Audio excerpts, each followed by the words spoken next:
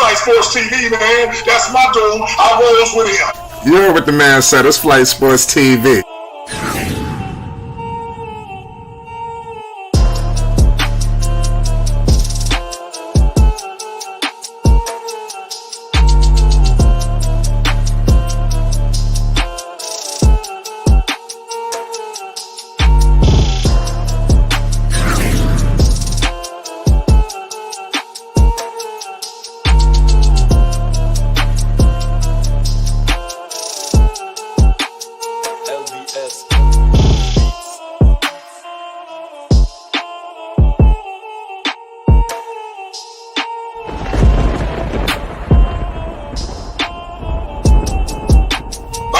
Flight Sports TV, that's where it's at. Flight Sports TV.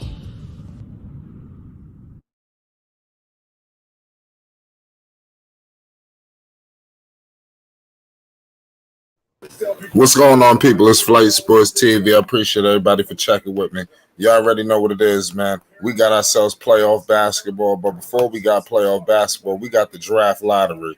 Now, I'm not sure who's really like some of the best young players out here, but all I know is you got a lot of teams that's vying for the top selections.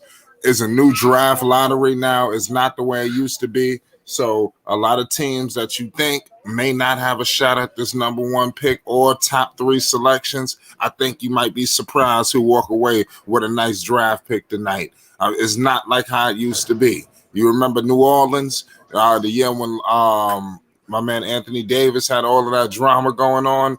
They was fighting for that playoff position, and they just really bottomed out at the very last second, and they still end up with that number 1 overall pick. It was some shittier teams other than them, and like the New York Knicks, who was tanking and didn't get that selection. I mean, it is what it is. It cost Fizdale, it cost the whole Knicks, and here we are today. The New York Knicks are in their position right now. Let's see what happens. The Charlotte Hornets.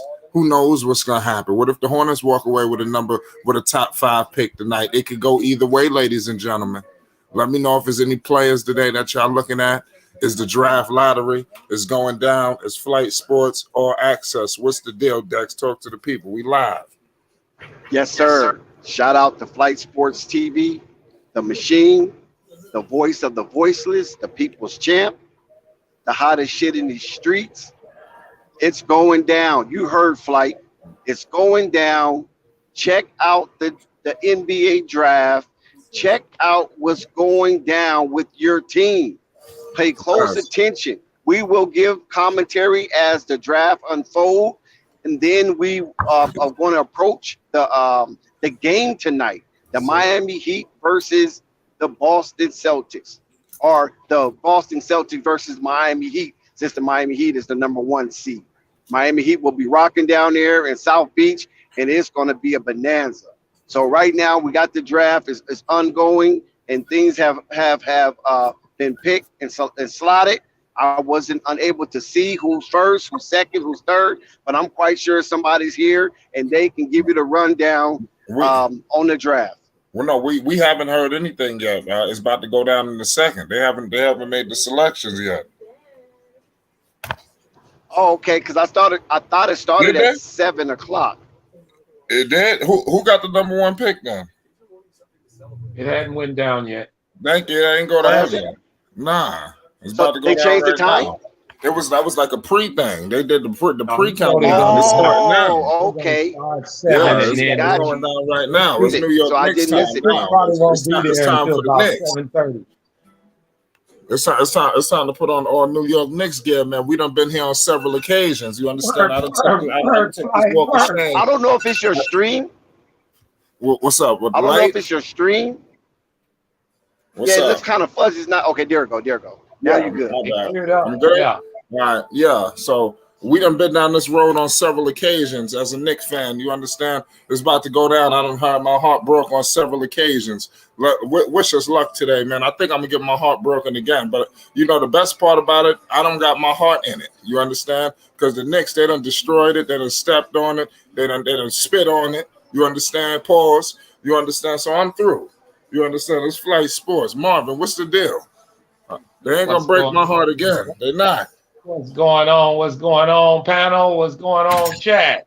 It's Today good. is the big day, guys. Today Salute, is the Marvin. big Salute. day. This is the day that everybody, every team that's in this lottery feels they can become champions. And I want to say this to Flight. Keep your head up, buddy. I think it's the Knicks' time. I think it's time for the You think Knicks to so? step up. You think something gonna Oh happen? boy, here we go. You know, this would be Here the we go with draft. the Knicks, though. When Hey, hold nobody's. on, Dick. Somebody got to get a man some props. Let But the who's Knicks the get player? in there. Who's the I player want this to see year? that heavy team with that heavy, This that would be heavy. the year, right? This would be the Who's year. gonna I ain't play? gonna lie. The way the Knicks are. Who the hell is the pick? Who's the guy? Flight, What? Flight know his heart is palpitating right now. Hey man, It's beating out of control. He really wants to have that Knicks fever, but he's trying to demote his emotions because he Well, do wait a not minute, want to Dick. get all up in arms and then be deflated when the Knicks do something idiotic as they normally do. So Dick, expect I want to comment the on same. that, Dick. SOS, baby. I want to comment on that, Dick. If your Lakers had a chance to get the number one pick, you would be hyped too. Stop it, I say. You don't the have no man pick to ride. 2027. Well, okay, there you go. I mean, you won't be number 65. You'd be all So- right. Let me say this. So I I want to think play the Sour Sam. So tonight I I'm can Sour tell. Sam. Nobody I gets can what they tell. want. Nobody. We don't have a pick. Nobody gets what they want. I'm Sour Sam. I represent the LA Lakers. So screw everybody. I know it. Tell it like it is, Dex. Tell it like it is. But I say this, not just to the Knicks. Not Yes, just sir. to the Yes, Knicks. sir. Everybody Not disappointed. just to the Knicks. To every team that has a chance. Good luck, guys. This is your day. This is your time. This is your chance. Let's see what you do with it if you get it. And let's see how all the chips fall, guys. Listen, this has been a tough season. It's time to put some smiles on some people's faces, man. Let somebody be happy. You know, Dex? Damian Lillard is right there. Damian Lillard on the screen right now talking. You got Dame out here at the draft lottery. It's been a long time since we've seen Dame in this position. Okay, Flight, what are your odds on getting the number one pick? I don't know. I'm about to. I didn't check. It's not good. I know. So we got a shot. What is it? Yeah, what is it? What is it, Marvin? Give us the odds. Give us all the odds. You got a hell of a shot, Flight. I You got a told you. Don't do this to me. 2% chance. Yeah. See? They'll get the number 7 pick. No big deal. No, we're gonna get the first telling pick. you, you got a 2% chance to get the best number one chance pick. for the number one pick. Hold on, the best chance I think they said was Oklahoma City. Yes. Oklahoma City was going to get the 3rd pick, Yeah. and the Knicks going to get the 7th or the 8th pick. And the Hornets got 1% chance. Wait a minute now. Dex, you already know? The Hornets will get the 9th pick. Okay. They doing it. It's starting up right now. The number one pick is going to Orlando Magic. Varejao out there. Man, they're going to waste it. Look at Andy. Y'all don't know nothing about Anderson Varejao. You got P.J. Washington, Amiri, Fly. Number 1% chance. You got William Wesley, Worldwide West. Y'all don't know nothing about William Wesley. Y'all better stop playing. Yeah, he the one said no to Lonzo. West Flight, Unsealed. I did want to give you this information, Flight. David Robinson. There's 15 podcasts in New York broadcasting this for you guys. Yeah. All of them hoping on your boys. I'm just letting They you know. always do. They are hot to trot on number one, baby. Gosh. Marvin, the New York Knicks fans, the New York Knicks fans are sticklers for pain. They do this year in and year out. It's something about the cold in New York, and when the sun come out, they don't know how to act. They get very silly. So they're a stickler for pain, and they're going to feel pain again. SOS, same old shit. New York Knicks. You know what, we sat Patrick. I'm Sour Sam. I don't care. His ass at home this time with his finger on ass. We got William Wesley tonight. This shit is gonna be different. Yeah, the guy that said no to Lonzo, and the guy underbidded for Kevin Durant. Yes, him. Come on, William Wesley. He did that. You sure? I think that was the previous regime. This is William Wesley. Do your homework. Yeah, that was a previous. Yeah, that was previous regime. It's going Well, down. this the same guy that wanted the squeaky knees, Kimball Walker. How's that then? That's even Yeah, worse. he did. He made some bonehead decisions. Let's see Okay, what- guys, let's I see- got the best chance to win the lotto. It is Who the hell the is you? Indiana Pacers at Oh, 10.5. when the hell you became a Pacer fan? I'm not. I'm just telling you, we have the best chance. It's, Oh, I it's thought you really said I. I thought you said I. You said we best got odds. the The best best odds to get the Oh. number one pick. Oh, Are the odds. Pacers. Odds. Okay. Odds, yes, in this year's draft. Okay. Who's the top five? Then? They're coming right now. Oh. Here we go. The 14th pick in the draft is going to the Cleveland Cavaliers. Uh-oh. Oh, yeah. Shout out to No Panic. Come on, New York. What up, The no 13th panic? pick. The 13th pick goes Every to time the your Charlotte name Hornets. is not called, The Hornets got the like- 13th pick. The Hornets got the come on, we need this, New York. Don't do this every to time us. every time your name Oklahoma is City. not called, Yo, how Oklahoma City had the best chance at the number one pick in the Uh-oh. NFL. New York is alive. New York is alive. Don't do this New to York me. is alive. Oh, fuck. See? Once you said we See? was I alive, told you. why'd you do that? But I told you there that was going to be around 9, 10, Come or on. 7, 8, 9, 10. This is bullshit. Typical. Oh, come It's on. typical. Yep. You said we was alive. You should have never said nothing. We was rolling. Yeah. Everything was Well, good. you know, I'm Sour Sam. What you expect? Oh, Sour Sam does it again.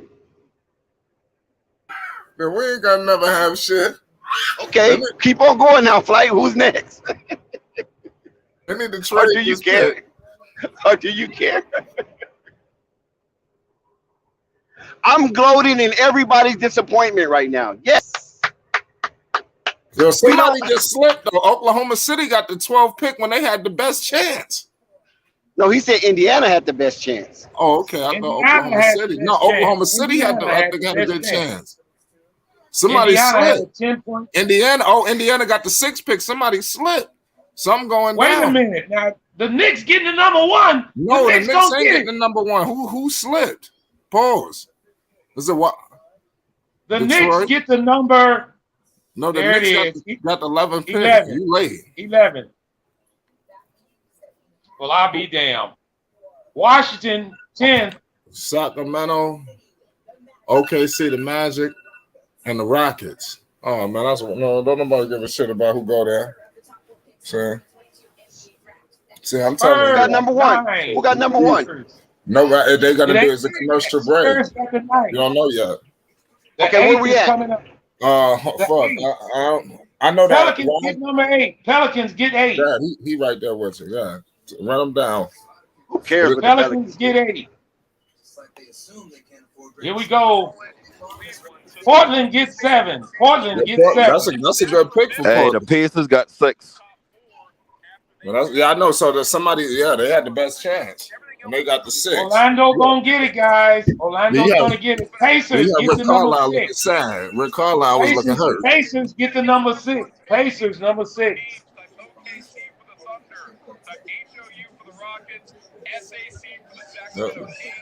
Detroit number 5.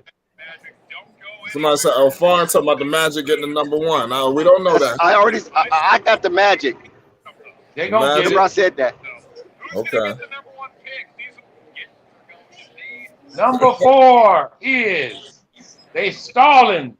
The top 4 are coming up next.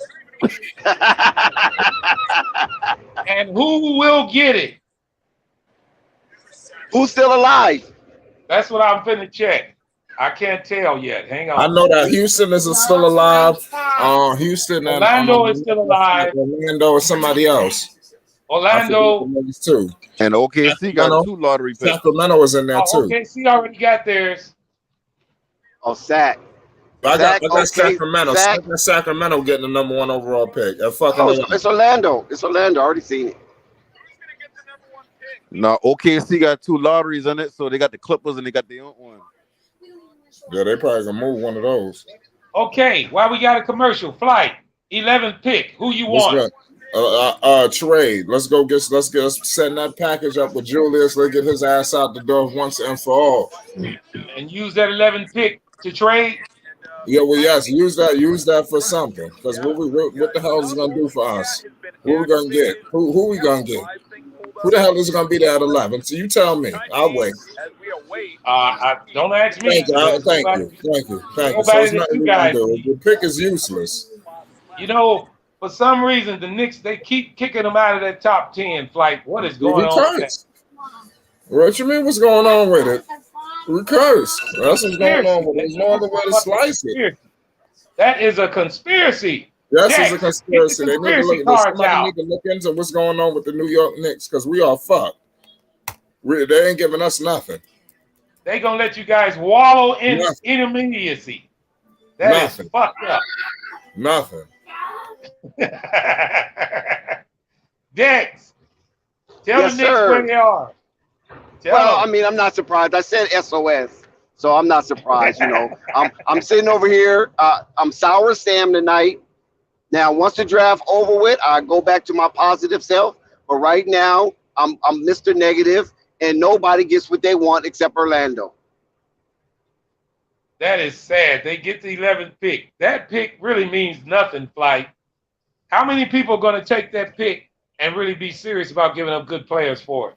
I mean, I don't know. It was some good picks at 11 if we want to go down in history, but I'm just saying it's taking us out. The flight. That's like digging. That's like trying to find a needle in a haystack. Yeah, all the good guys will be gone. To come out at number 11, Flight. Let me check.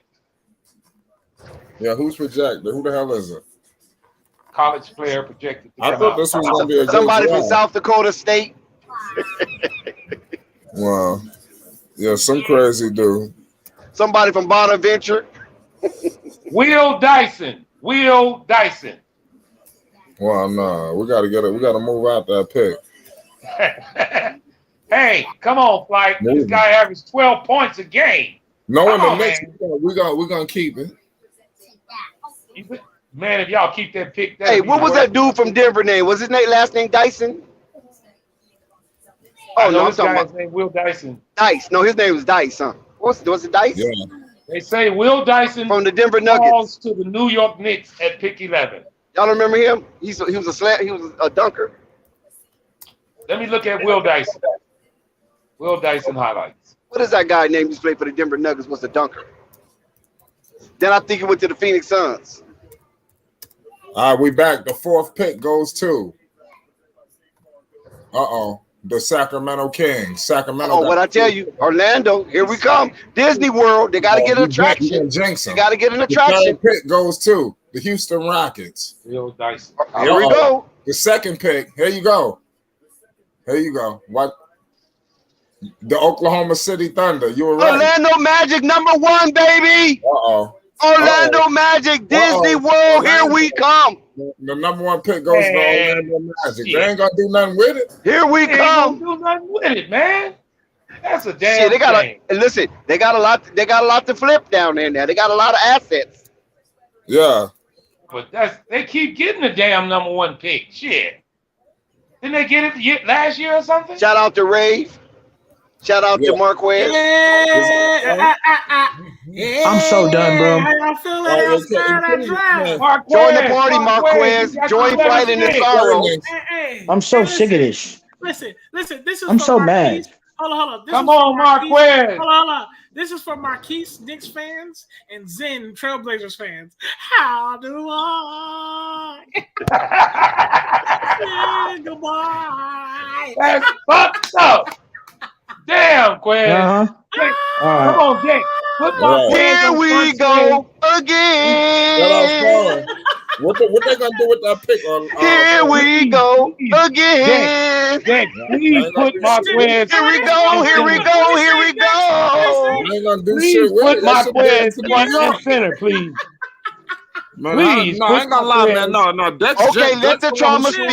Let me tell you something. The Knicks was just rolling. Dex said something about the Knicks, and then they came out with the 11th pick. Everything was going. Let the trauma spill. Knicks fans are excused tonight. Hey, the Knicks fans are excused tonight to let out their trauma. So everybody move out the way. Let the Knicks trauma spill over into the streets.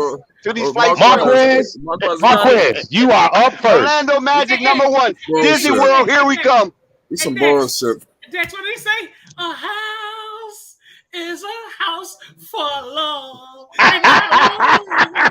Exactly. Exactly.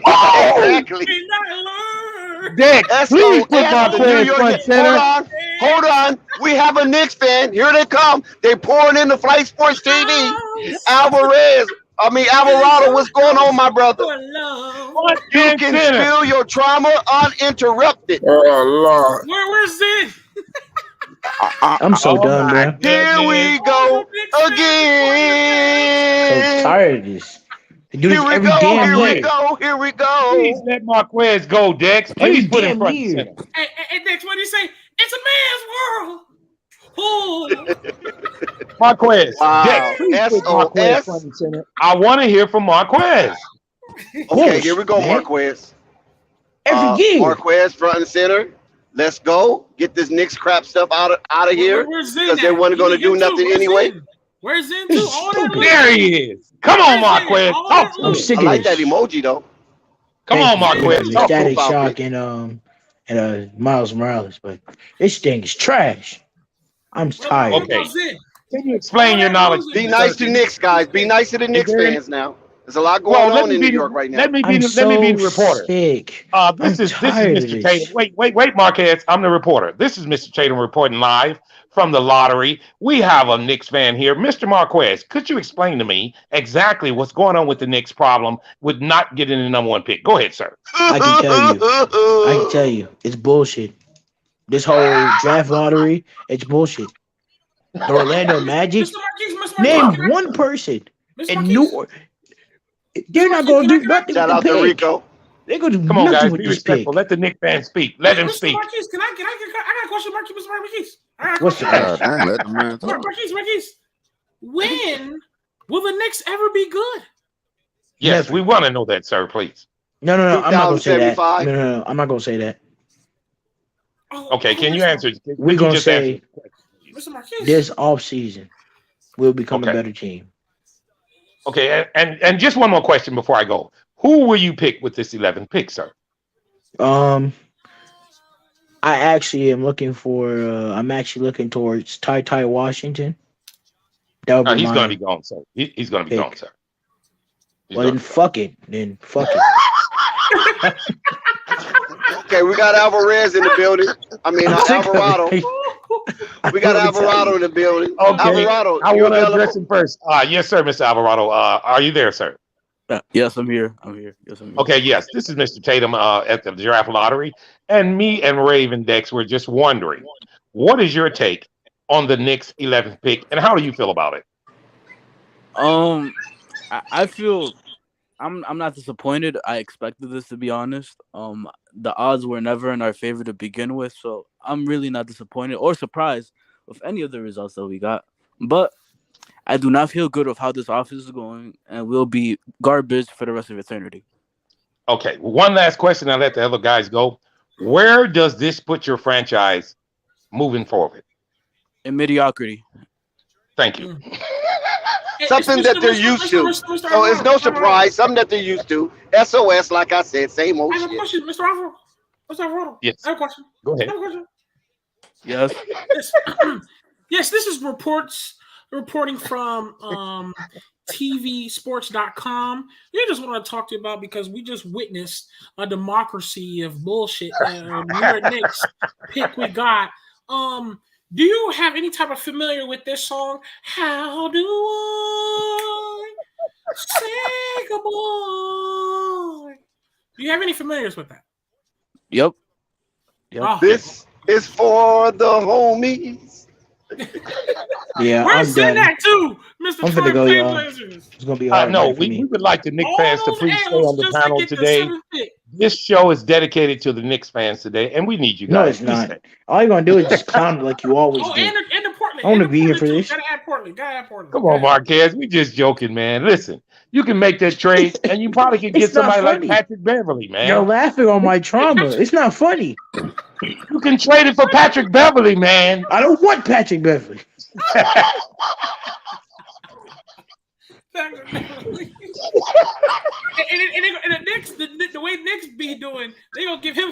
million. Fucking Well, 60 serious million. talk, though, guys. Serious Damn talk. sure While we not getting have- Damian Lillard because Damian Lillard is at the draft, so he's representing Portland. So you can scratch Damian Lillard being moved. Well, then we ain't gonna get nobody, and I'm done watching NBA after this offseason. Hey, Dex, that I ain't can't deal with true. it. Boy, I I can't put deal people with up it. on that lottery stage before and trade them right after. Say that Yeah, again, they no just need to panic. make that trade, man. I Make said the they trade. don't put people up on that lottery stage before for a pick and trade them right after. Who they do that Have to? they already did it? To who? Who they do that to? If you recall, the only person I remember that's close to that is Kyle Kuzma. No, hold on, I gotta Somebody. look him up. He's somebody happened to that. Hold on. Okay, I don't guys, wait. seriously. I got a question. Pelicans, number 8. They got a good ass pick, guys. Bullshit. Yes, they did. Yeah, Till I they start look out of snoring. place up there, man. I'm telling you. Portland too. They did all that. You look out of place, just right? to get a pick Yeah, that you they should have want. seen PJ up there. Where No, is he was. Oh, PJ Washington? Zen? Yeah, Did you say PJ Washington? He representing the So that Hornets. means they're gonna pay him. That means they're gonna pay him. Yeah, what Where's the hell he Zen? doing now? Where's Wait a Zen? minute. They're gonna What pick- pay him. what- They're gonna extend What PJ pick, Washington. what pick did They're Charlotte? not What gonna pick trade did him. Charlotte get? Charlotte got the what pick? 13th. 13th. Oh shit, 13th. that's worse than But by PJ Washington being there and not Miles Bridges, that means there's a possibility they could be shaking up Charlotte with Miles Bridges and keeping PJ Washington because PJ Washington might come a little much cheaper than Miles. So I don't know. That's kind of iffy. Tell them because Miles contract is Yeah, they got up. definitely Marquez. save a few dollars for PJ. You're right. What, I Marvin? got a question for Marquez. Will you protest this draft lottery? What you said? Will you protest this lottery? Hold on, I can't hear you.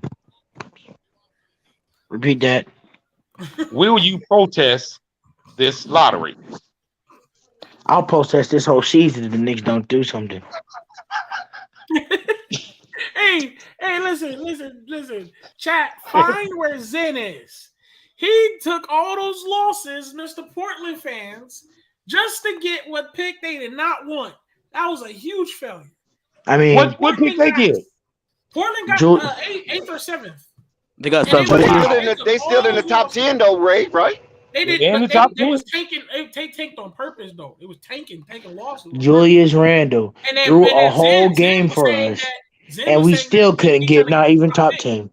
Zen was trying to get Well, top you pick. know what though, Marquez, and to be truthfully Zen is honest, watching the game Marquez, somewhere.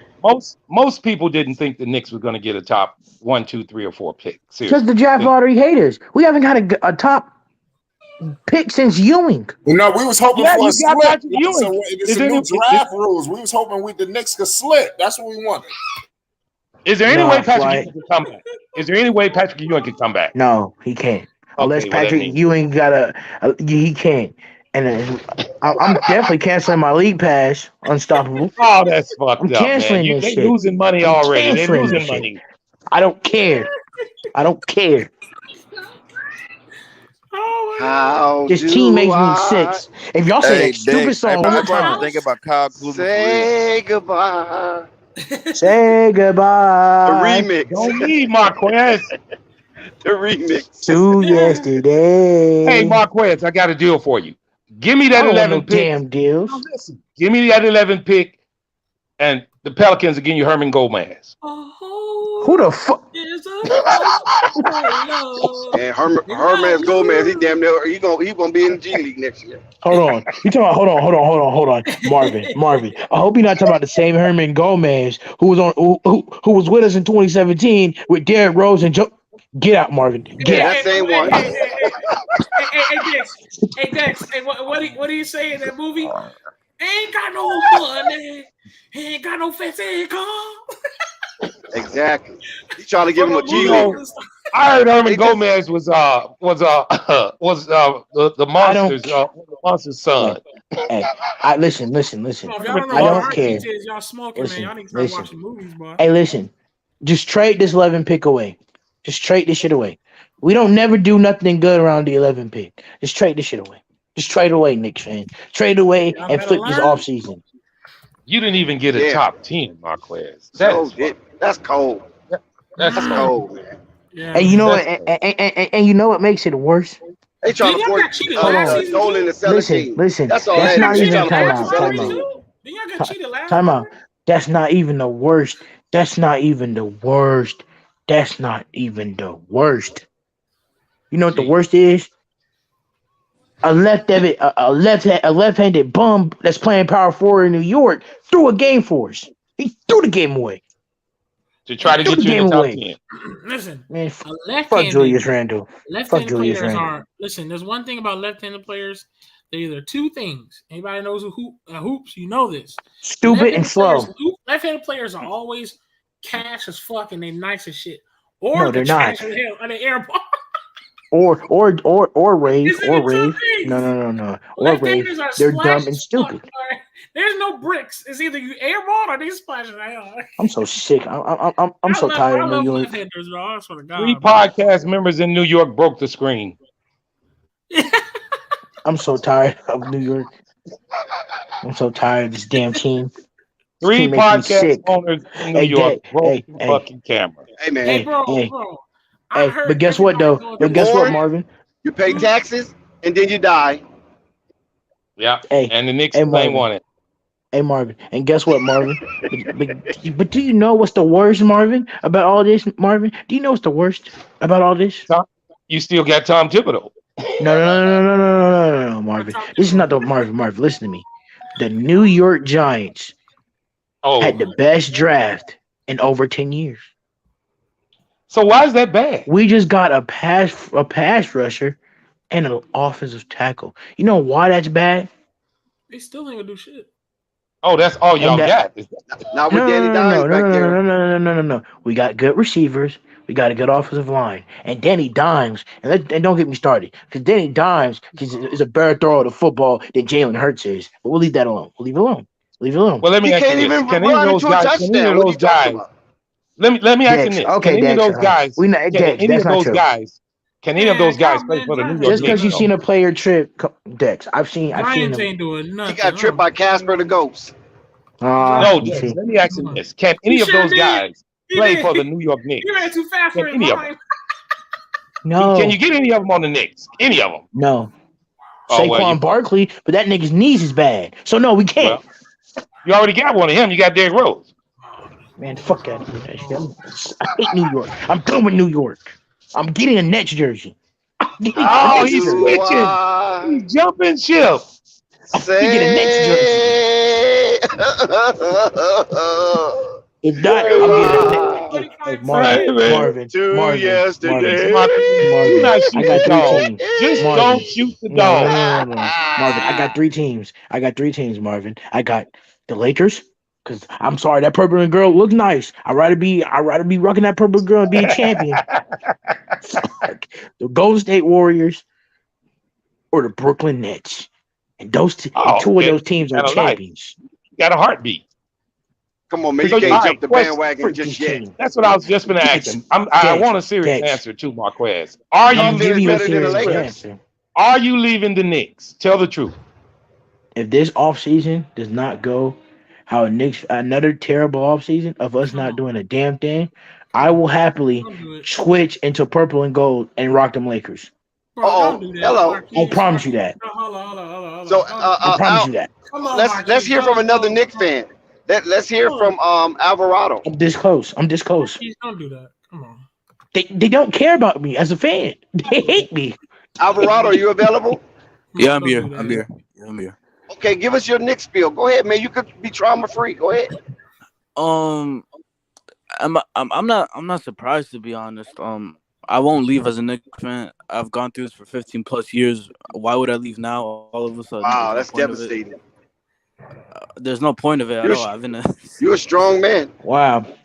You're a better man. You're stronger than Mao Zedong. I can tell you that much. Because even Mao Zedong would abandon ship. 15 years of labor. Attila the Hunt would abandon ship. Imagine carrying 15 years. Alvarez, can I ask you a serious question? Will they do something with this 11th pick to make the team better? Tell the truth.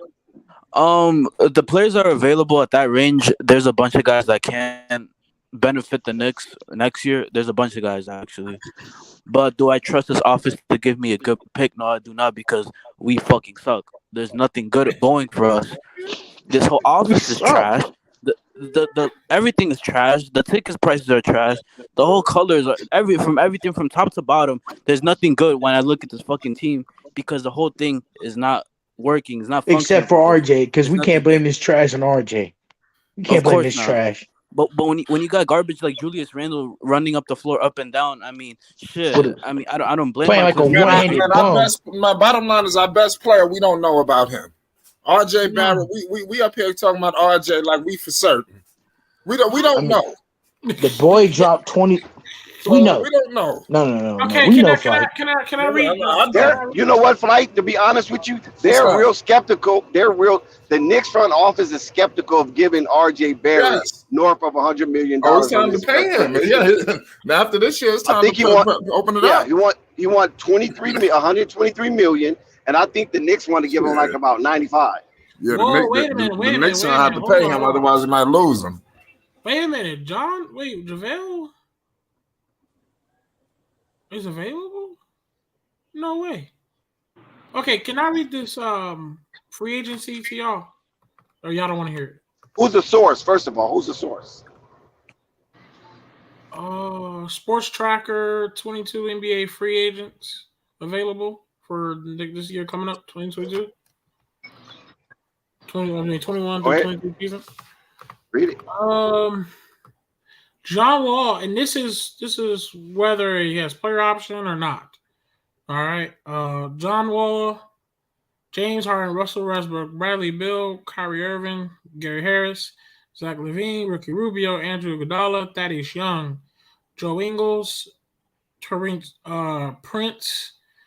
Nurkic, TJ Warren, Jeremy Lamb, DeAndre Ayton, Derek Favors, Serge Ibaka, Montrezl Harrell, Derrick Jones Jr., DeLon Wright, Kyle Anderson, Marvin Bagley, Tyrus Jones, Thomas Bryant, Jermichael Green, PJ Tucker, Zubac, Mills, Mobamba, Schroeder, Evan Bradley, Avery Bradley, Pat Connaughton, Diallo, Kendrick Nunn, Kyler Sexton, Corey Joseph, JaVale McGee, Robin Lopez, Louis Williams, Josh Jackson, Jalen Smith, and Kevin Knox. Bobby Portis, Jeff Green, Miles Bridges, Dean, Badham, Trey Burke, Lonnie Walker, Frank Jackson, Marcus Aldridge, Paul Millsap, Wayne Ellington, Dwight Howard, Blake Griffin, Carmelo, and the rest of them just role players. Wow. And I want to run off. I want to run off the top. Those players are not including. They have options. I didn't read if they each one had a bird right. Well, we about to tip off right now in the Eastern Conference Finals. Okay. I just want to run off the top 14 teams one more time to you guys. Cleveland checked in at 14. Charlotte at 13. Oklahoma City at 12. The Knicks at 11. Washington 10. San Antonio 9. New Orleans 8. Portland 7, Indiana 6, Detroit 5, Sacramento 4th, Houston 3rd, Oklahoma City 2nd, and Orlando Magic with the Golden Goose. Yeah, Scott, what you think about y'all pick? We got Murgod in the building. What's good, Murgod? What's good with y'all, family? It's good. You see the Hornets? Yeah, the Hornets got the fan out there. Yeah, the Hornets got the 13th and I think the 15th or the 16th. Because they got 2 picks. They got a 13th and I think the 15th. Or the 16th, one of the two, because they got one of New Orleans picks. So did they get shaft? You said who? Hornets? No, they didn't. I mean, the Hornets only had a 1% chance of getting getting the number 1 pick. Should have let down. Oh, then the fucking Pacers have the best, and they got what they 7th or 6th. What they got? Yeah. They had a higher. The rules are all out of whack. No, the Celtics controlled the tip off too as well. Did the Knicks get shaft? I mean, I don't know. I think I mean, you gotta look at the percentage. Celtics on the board for a 3. Celtics on the board for a 3. 3 zip. Marvin, you gotta look at the percentage, Marvin. As far as I know it, but I mean, the Knicks is the largest market. New York is the largest market. What's going on? They can't even get in the top 10, man. Oh, yeah. It's just the luck of the draw, man. Wow. You feel me? So it just happens that way. I guess so. Hey, you know. It is what it is, man. I mean, So shit. are they? Marvin, when was the last time Charlotte had a number one pick? Oh, Jason Tatum, 5-0, You Celtics. know, Yeah. the Charlotte. Yeah, I don't has think. I don't Charlotte? Yeah, even think. Charlotte had I a don't one even number pick think like one Charlotte time. had a number one pick before. Yeah, I ain't trying to remember. I mean, I don't remember that. What? Yeah.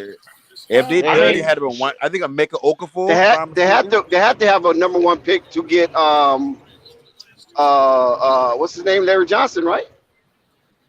No. I Who don't was think I he mean, was number a I one don't pick. know. pick? I don't I'm go gonna that check far right now. back. Hold on. I'm gonna check I right now. want Hold to on. say a Mecca Okafor, but I don't think he been the number one pick. Nah, he wasn't no number one pick. I mean, they had quality picks that equaled out to a number one. Larry Oh, Johnson. what was Larry Johnson? Wasn't he the number one overall pick? Yeah, that's what I'm I saying. I, Larry I think Johnson the well could have closest been a they number ever one. been is AD, but I mean that's technically a New Orleans pick. No, they had the number one pick with Larry Johnson, man. Grandma Ma, he's the number one pick They overall. did. But I mean, I just still go to his point. Like they ain't had a number one pick in so long. I mean, they ain't getting the luck either. Well, I want to say this to all Knicks fans. Don't think your guy's But going what to be about off the Alonzo board. Mourning? Wasn't he number one overall pick? No, No, he he was got number another. two. They We- haven't. They So haven't had a who was number number one. one? Christian Leitner? Hold on, I got you, Dex. They haven't had a number one overall pick since 1991. That was Larry Johnson. Oh, Who yeah, is this? I know my basketball shit. Yep, the closest they But I do came. want to say this, The guys. last, Don't the last top pick they had that was close to number one was in 2012, and that's when they got old trash Michael Gilchrist. Right. Yeah, that was 1991. Celtics up 7-0. 19. Zen, Mr. Pork Yeah, because Trailblazer with himself. I mean, if they count the Hold up. Bobcats win or Okafor going, Okay, Zen, They count. hold They up. count. They count the Bobcats Mr. with oh, Charlotte they because it's did. in Charlotte, Portland. so it's in Oh, Charlotte. right. So That I think pick. what was I The think Portland got a I'm nice looking pick for. though for this Okafor was thing. I'm like looking three, for right? Number three? No, that was not a nice pick. All that lost Okafor in number was three. a number two overall pick in 2004. Oh, number two. Oh, Okay, right. number two.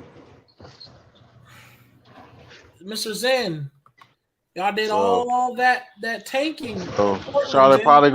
probably gonna draft a big Come man. talk to us. Come talk to us, So Zen. Kai Jones is a wasted pick then. Pretty I much. mean, I say wouldn't he's call a it a waste. wasted pick, but Pretty I much. mean, He's just a project, man. yeah. Pretty much. He's Dude, just all saying this, the impact right now. that's why I said they did Jello dirty, bro. All them dudes that's on the Hornets, bro. That's all in that G League. That's all on that bench, bro. Them dudes is whatever. They ain't nothing. Horrible.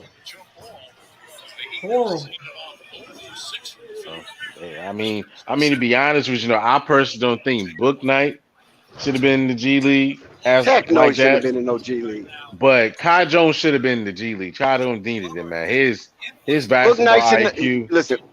Book Knight His shouldn't have basketball been there. IQ. JT Thor shouldn't have been there. And I'm even kind of on Cameron McGriff. He might not have should have been there either, to be honest with you. I think they ruined their fucking confidence. No, that dude can play, man. You let Borrego go. I mean, how you ever really seen Cameron McGriff play?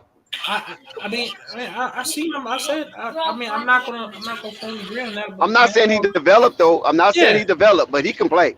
He's raw.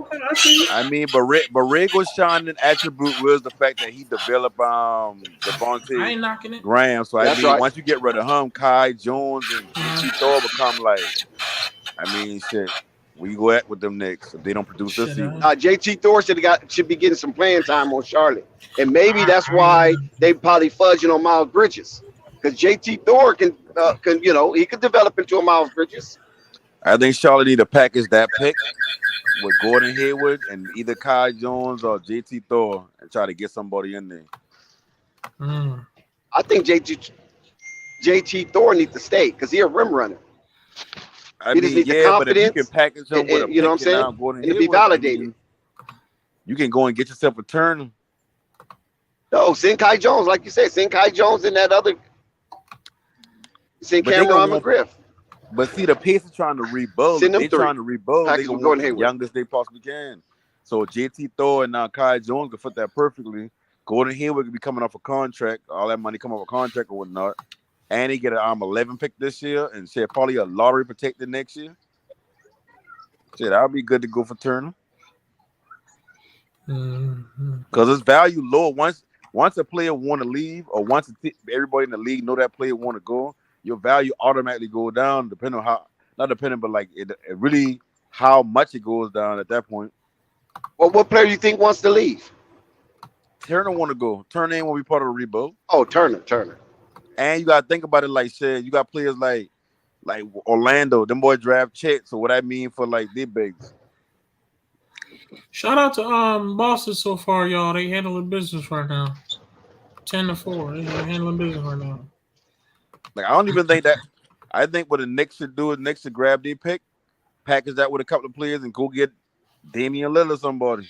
Man, it's time for them to sell. I mean, he could take more than 11 now, but shit. Why would Damian Lillard go to the Knicks when he could stay in Portland and probably have a better playoff chance over there than he will with the New York Knicks? I mean, yeah, that's true. But I mean, he still won out. It don't at this point. It don't really matter. He got to come over there with somebody. If Damian Lillard come with somebody, then that's a different story. See, Lillard problem is he got to find a team that willing to still want to pay him after this contract up, and still can afford him. So the Spurs, you think they won't pay him? They ain't gonna trade. They ain't trade assets for him. They ain't even gonna put the system or their stuff. He doesn't fit with the Spurs. He's yeah, not that's why gonna he's listen saying to so. that. It's like her shit limited. Like the teams that he can go to and still one is limited. So why not go to a team that kind of there to like around the playoff? You just uplift them at the end of the day. What about the swap? Damian Lillard for Russell Westbrook? No, that wouldn't work out. Or no, this is what they could do. Damian Lillard, Shea, Chris, and Westbrook in the three-team trade. Westbrook goes to Oklahoma, Shea goes to Portland, and Dame come to LA. Wait, Dex, what you smoking? What the? I don't know. I mean, the only way that'll work is Oklahoma City getting something. That's a dream come true, right? Because I mean, to be honest with you, I think one of the only teams that'll take Russell is Oklahoma City, but that's what I'm saying. Wow, because they gonna want to keep losing. They can still. Dex, the thought of Shea Gilgeous-Alexander leaving Oklahoma City Thunder are 0%. There is no way in hell that man is getting traded or leaving. But they got Giddey. Like you gotta think about the pieces that they got around him. Like they're looking at Giddey as a but Giddey is the point. Shea's better as a 2 guard. He's better as a shooting guard. When you watch Shea play, he's better as a shooting guard. And Giddey is good as a point You think guard. they want to pay him? You think they want to pay Shea? They can. If they pay Shea, they're not going to get any more seats filled from now until if they pay Shea. They're about to pay Shea. They already paid Shea the max. But listen, if they're gonna keep losing, they're not gonna keep wanting to pay. Right, and he's not filling those seats. Russell Westbrook can fill those seats. Man, stop it, man. Man, stop it. No, he would now. See, like I understand y'all. I understand how y'all looking at it. Y'all looking at it like Westbrook wash, but he would fill the seats. And at top of that, if OKC want to keep rebuilding, he will. And they still want to get these picks. At the end of the day, like if Russ played bad, at the very worst, he got another high pick. He played good, said he rejuvenated. But I mean, that won't fuck up with the development of Giddey. But at the same time, I mean, you won't keep paying Shea Gilgeous just to be in the lottery every year. Exactly, that's what I'm saying. It don't make sense. He ain't selling out that stadium. And look at the story. Imagine that story if he goes back. And mind you, now, Russell Westbrook, they're gonna flood. And when I say Russell Westbrook going back, that's right, Ray. That's right. Of course, they got to give up more assets with Russell Westbrook. Of course, they're gonna get a couple of first-round picks in the future to make the 3-team trade work. But at the same time, it's like that's the best case scenario. You bring a hometown hero back, get more fans in the seats. At very worst, you in lottery. At the very best, Westbrook become at least closer to what he used to be. And now you got a team that's fighting for the playoffs. You still got a higher pick. And Russ is a demigod in OKC. That jersey is going to be retired. That number is going to be retired in OKC. Yeah, like the difference is why between they don't want him back. They don't want him back.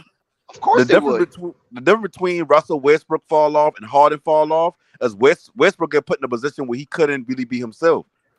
So we don't know if this just this season or that's just him for now on. Like he can go to a team where he got a bunch of ass players, not even say ass players, but a bunch of average players and make them better. He's been doing that for the longest when he been in OKC. He thrived better when he the best player. When he the best player and ain't nobody questioning that, he played better. when he going to Washington and badly building out, it take a Yep. couple of games for him to get right, but he ended up getting back better. That's why Yeah, he did. Lakers had won him. They wouldn't have So won. it don't if he didn't sound that have played. crazy, right? No panic. Yeah, that shit don't sound crazy. So you need to apologize to me, Alvarez, and I'm accepting all apologies.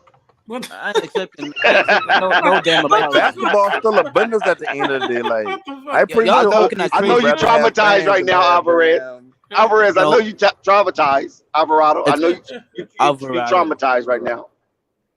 No, Yeah, I know you I'm tired of traumatized y'all- right now. I'm tired of y'all drunk uncle takes, bro. I'm tired of y'all takes, bro. I'm tired of Think this. about bro. that shit now. Like OKC ain't. Do you see OKC as a top 4 seed next year? No, I don't. But the point is, So when why you waste are, time? Why waste when you are time? a rebuilding team, you don't build it in 2 to 3 years. You build that to see what you have in the first 2 years, and then you build it off the next 2 to 4 years so you can see what you got, so you can trade pieces. They just started their rebuild 2 years ago. So are you going to just sour? Are you going to just sour Shea for all these years? Just let him rot? It's not about. Yeah, It's like- not about something. The Shea already made it clear that he wants to be with the Thunder. He made it clear. Sam Presti has. They're made it all clear going to say they that. want You to- know they're going to you all got- say that. But They what get type the money. of player is Paul Shea George said the Gilchrist? same thing, At right? the Ain't end that of the day, right, he no don't panic? uplift his team. Paul George said the same thing. Think about it. When Chris Paul Benet, they go into the playoff. When Chris Paul leave, they fall the fuck off. At the end of the day, he's not a Big winning time. player. He getting a max. Now you got to pay him the super max at some point if you want to keep him and this rebuild. But you paying him too much money for not. Like, he should be able to take his team to the playoffs right now with Panic, or you without cooking. the team. With good Yeah, players y'all on the team. I can't even argue that. Y'all do realize that the Thunder got the second pick, right? Bro, And?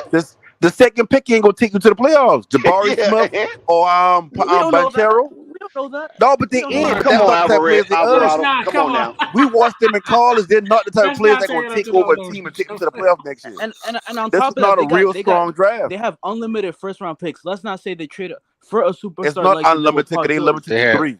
They got 3. They, They got 3. they have a bunch of first round picks in these upcoming drafts. Let's But not that's say that not. they would. That's going. But Listen, that you got to don't flip mean that nothing. for You a still gotta veteran. actually hit on the pick. Three The fresh pick still gotta rookies. be.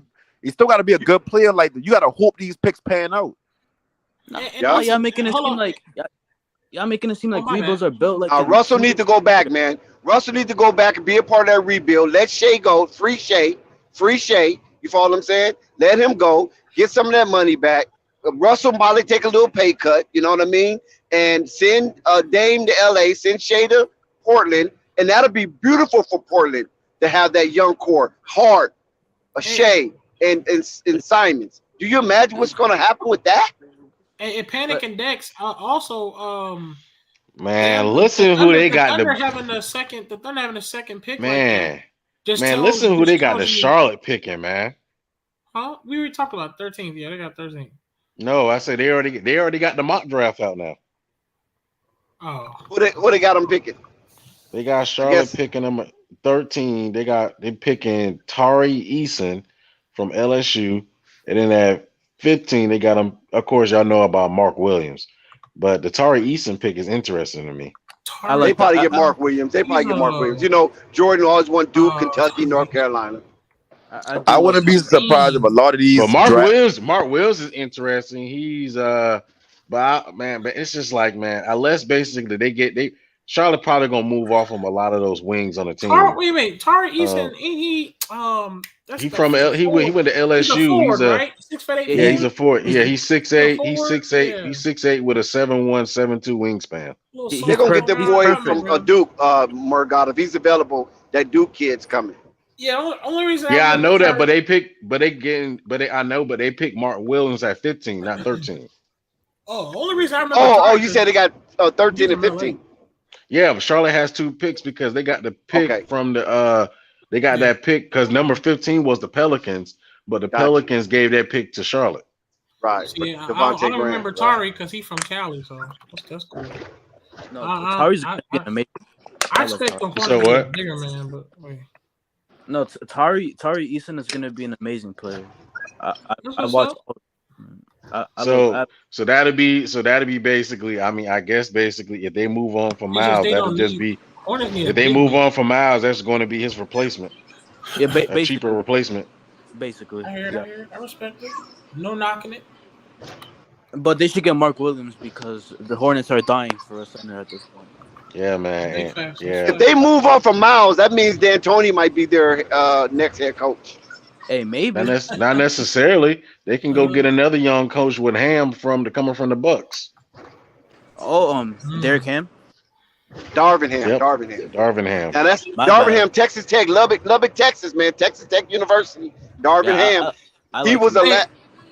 he was a Yeah, was so he the they can last go- person to break a rim they in can go college? get him. No. Somebody from Pitt did it. I think somebody Hey, from let Pitt me, was the last one. Montrezl Harrell was the last one, right? What's up, Rafe? All right, I have an update real quick. Boston Celtics 20. They're handling business. Miami Heat 15. The very competitive game. First quarter. Derek White was 0-1-1. Jason Tatum 6-3. Jaylen Brown 3-2. Everybody else was 0. Miami Heat, Bam with 4-2. PJ Tucker were 2-1. Vincent 2-1. Jimmy Butler 4-3. Tyler Hero 3-2-2 handling the stat sheet right now. Max 0-0-0, but been playing minutes. So that's our update so far for the Celtics versus the Heat, y'all. So shout out to the Celtics and Heat. Ooh, man. That boy, oh goodness, yeah, they Mr. need, Robert they probably, Williams, man.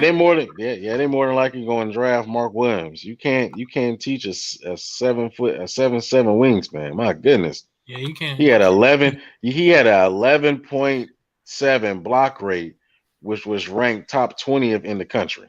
And that's what they need, right? Yeah, I mean, he's athletic, can run the floor. I mean, that's their thing, and he's more basketball ready than Kyle Jones is. Obviously, He has the softer touch around the rim as well. When you also watch him, he's a very good player. He's going to draft that anybody from North Carolina, Kansas, Duke. Shit, he might. Jordan Kentucky. might grab him 13. To be honest, that's what I think. I think they probably grab him 13.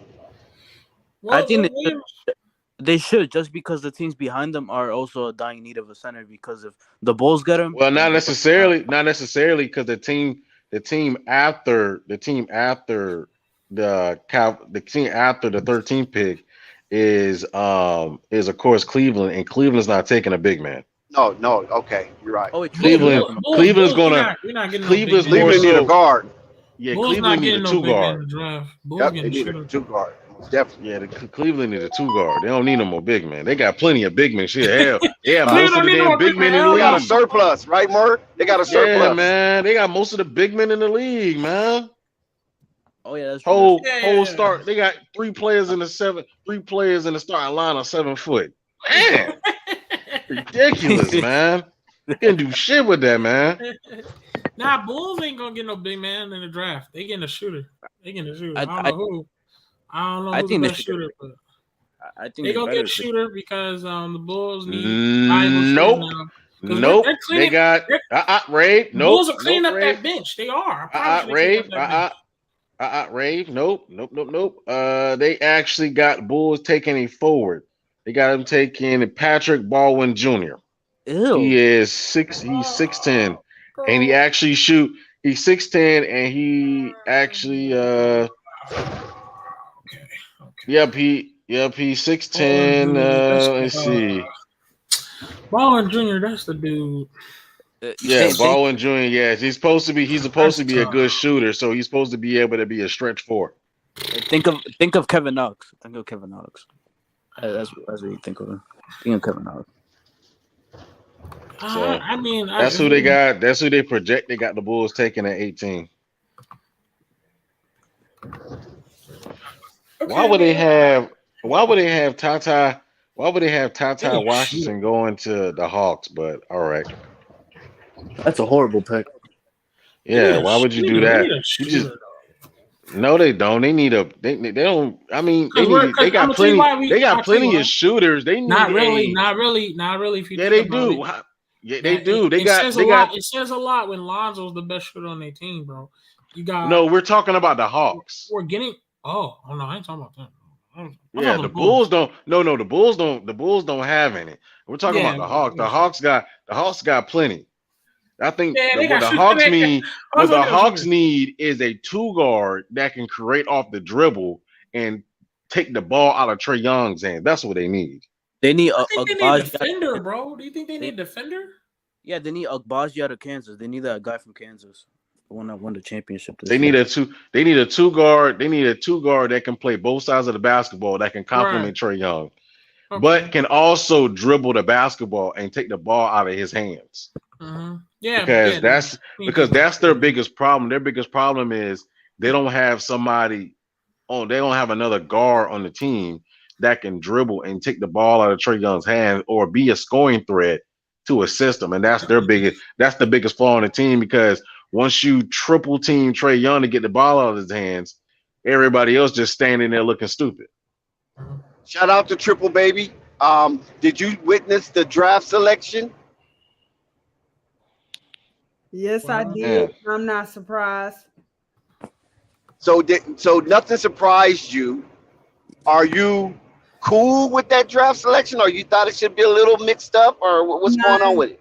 Not surprised. It went exactly how I thought. I knew Orlando was going to be up there somewhere. Not surprised at all. So, where's your team land? Don't have a team. I think she's a fellow. She's a fellow LaMelo. Yeah, that's. Oh, okay. So Charlotte Hornets. Yeah. Did you see the mock draft where they got us taken? Who they got the Charlotte Hornets taking right now? Yeah, it's different ones out there, but most of it, when it comes to the Hornets, is pretty consistent. I kind of agree with most of them, but at the same time, I disagree.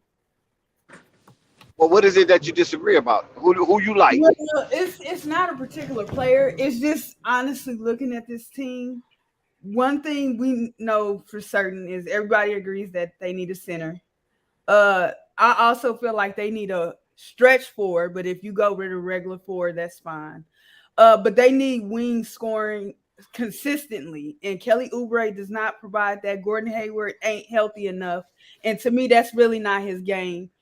And being that they want to become even faster with the possible hire of Mike D'Antoni, that's Gordon Hayward won't work.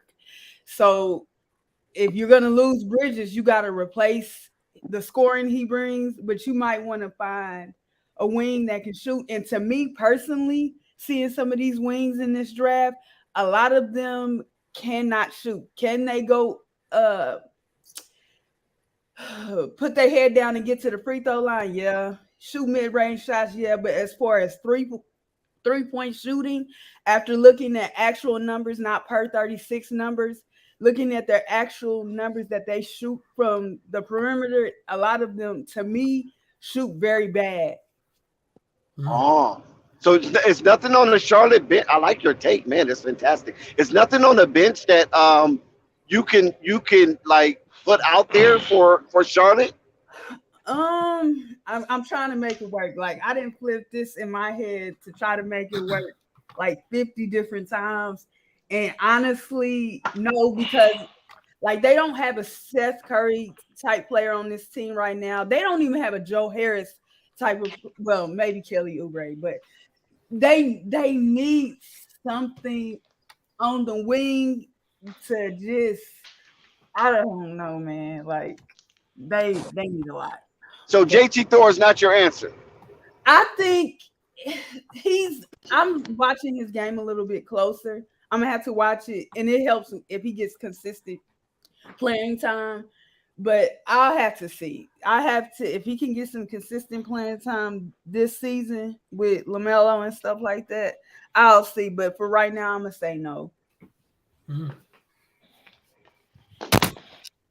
Dang, man, you never let somebody finish. Oubre is inconsistent, man. I try to like Oubre, but I see why he didn't get no playing time when he was in Washington for real, and why they stuck with Otto Porter. Because oh my God, man.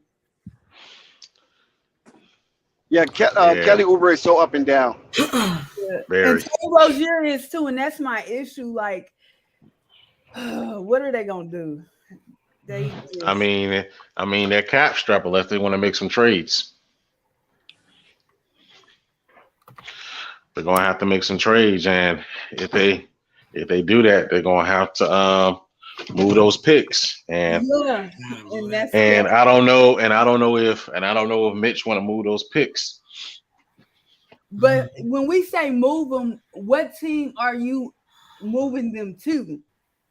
I mean, as far as basically, I'm talking about moving them as in package them with Gordon Hayward or Terry Rozier to get basically comparable players back that may be able to fit the team better, such as getting quality shooters on the team and getting an actual center on it, a veteran center on the team to pair with LaMelo if they want to go that route. But more than likely, I think they probably want to go the younger route and probably pick up a Mark Williams and probably a 3-and-D wing at the draft. And I agree with that, but again, they need the defense on the perimeter, but they need shooting too. Because they could probably find that in free agency, find like a comparable somebody that can come in that can be able to shoot. I think they could probably find that in free agency. But I think more than likely they're probably going to keep those picks, and I'll be very surprised if they trade them. I think they're just going to keep the picks and probably just basically get another wing and get another a big and a center, and probably let some of those players some of those free agent players, probably the Kelly Oubre, and I don't know if they'll probably let him walk and a couple other players walk. And then you got to think about PJ too. PJ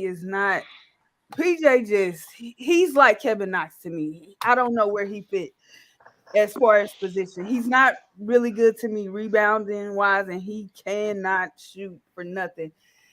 Really? I don't know, man. PJ have his spurts, man. Like he can't. Like I'll say this right here. About PJ. In the beginning of the season, I admit PJ, he was a bit lackluster. But towards the end of the season, when they were making a run and getting to the playoffs, which they did, PJ was looking really good playing the 4. When they had I think the biggest thing that hurt them is that they didn't have a center that complemented Miles and PJ. So I think they would have had a center that was a good rebounder and could block shots, I think that would have complemented PJ and Miles more, to where basically it would allow them a bit more flexibility and freedom. So, but I mean, yeah, I do think, he's not the best for his size. I mean, he's a decent rebounder for his size, but he's not the double-double. That's why I think they do really need a big man that's going to get you 10 is going to get you the bare minimum of 10 rebounds a game. And I think that would probably help PJ and Miles out if they would have had that. Because, with that I'm not going to lie to you, that pick and pop at the end of the season with LaMelo and PJ, woo, that thing was looking elite because PJ was knocking him down, man. Mm-hmm. So, but I do agree that, PJ does have his spurts where basically he'd go ice cold, but then when he gets warmed up, he gets warmed up. Yep, and I agree. Like I said, I need a center, but another thing I'm not worried about Bridges. I do need him to shoot if they keep him his 3-point shot better, but other than that, I'm not worried. But I feel like I don't want PJ and Bridges on the floor at the same time. I'm looking to have a stretch 4 next to Bridges. That way, because I really don't want to make him do something that he ain't good at. And it also helps LaMelo too. And honestly, if you can't trade Rozier, it'll help Rozier. It can even help Hayward, but see, they need a center. PJ Washington this season, he has 10.4 points per game, 47.0 in field goal range, 36.5 from the 3-point. We got 5.2 rebounds, 2.3 assists, 0.9 steals, and 0.9 blocks for this season for PJ Washington. Subpar, underperformed. They were still bad at a rebounding team. And LaMelo, I believe LaMelo and Bridges for the whole season, as far as leading the team in rebounds, PJ didn't even come close. But you have to also realize too that I think you have to look at it in increments as far as game volumes with PJ, because for a minute, I mean his numbers. I think basically as far as we're misjudging PJ based off his numbers, because for a period of the season he didn't start. So I think basically that's going to seem like his numbers are a bit lower than what it is. So I don't know if you can rate, but can you look up, I guess basically his last like 15 games, because that's when he was starting for Charlotte. Because PJ, because during the beginning of the season, he wasn't during the beginning for most of the first half of the season, he wasn't starting. Right. Yeah, Like because he was coming out the bench. He was coming out the bench, so he was coming out the bench. So I see why his rebound numbers or his points and stuff is probably not as high as it was his first two seasons in the league. I read his last games from April 13th, 17 points, April 10th, 9, April 8th, 7, April 7th, 10, April 5th, 13, April 2nd, 14, March 30th, 11, March 20th, 10, March 27th, 18, and March 25, 15. So that was the ending. But and how many rebounds? I'm looking at it, Ray. I'm looking at it. Okay. Y'all hit that like button now. Y'all hit that like button. Like up the video. Let's go, baby. Who is this that I'm talking to? This Morgat. Marriott. Okay. So one thing I wanted to address with you, let's say, it's more than 10 rebounds in the game. I know that. But let's just hypothetically say you get that center now. That center averages the 10 rebounds. Between, like I said, if they get to keep Bridges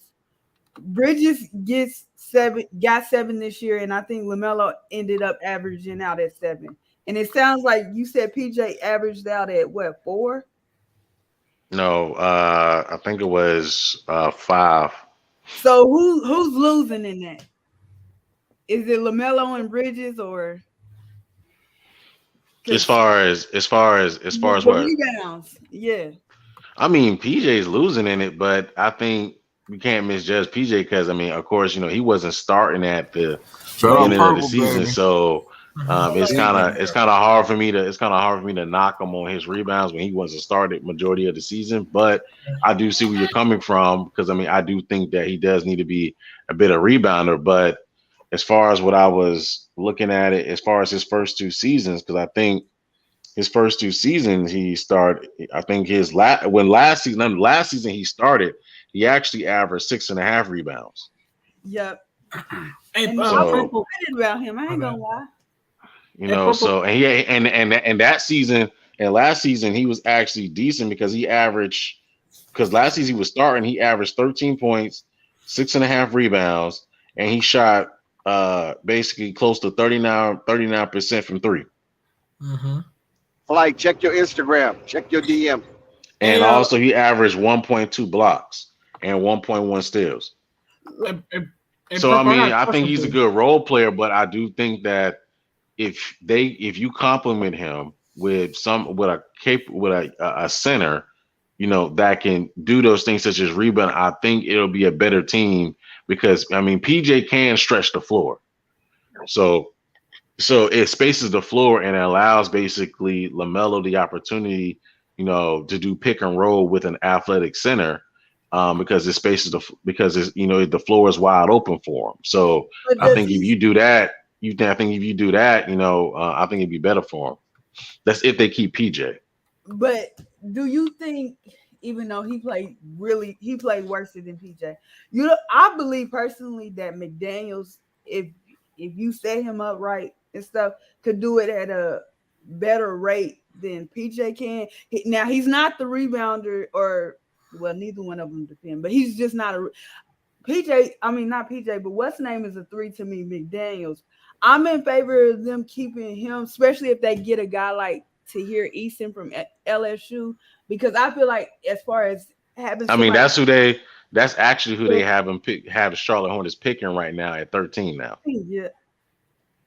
Yeah, they have a picker. They have him picking Easton. So because my thing is, if they pick Easton, they might basically, move off of PJ because Eason basically, even though he's 6'8", even though he's 6'8", he technically plays bigger because he has a 7'2" wingspan.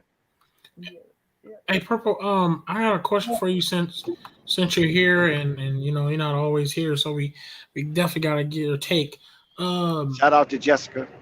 For sure. Shout out to Jessica. Purple. I was wondering, your thoughts since we do know the Hornets do need a big man, and you also let us know that the Hornets need a shooter, which I can agree as well on. Do you feel it's time for the Hornets to finally get a roster spot for LiAngelo? Your thoughts, just your thoughts, your opinions. Yes and no. No, because I need him to come in and be, not just ready, but the best player he can be. And I do know with organizations, sometimes they hold players back. But I remember watching a Chris Paul interview here recently. He was with JJ Redick, and he spit something that is something I already kind of figured. But he said it's hard sometimes when you get onto these teams or you're in their G League programs. They'll set you in a role, and sometimes if you try to fight to get out of that role, it don't end up good for you, and you end up without a job and stuff like that. So sometimes you got to stick in that role and fight it out until GM can give you a chance or something like that. But he's in a situation right now where they view him. They don't feel like his foot speed is good enough. He's not athletic enough to guard threes, and he's too slow to guard twos. So he's just got to work on just those things, and hopefully eventually he can prove somebody wrong.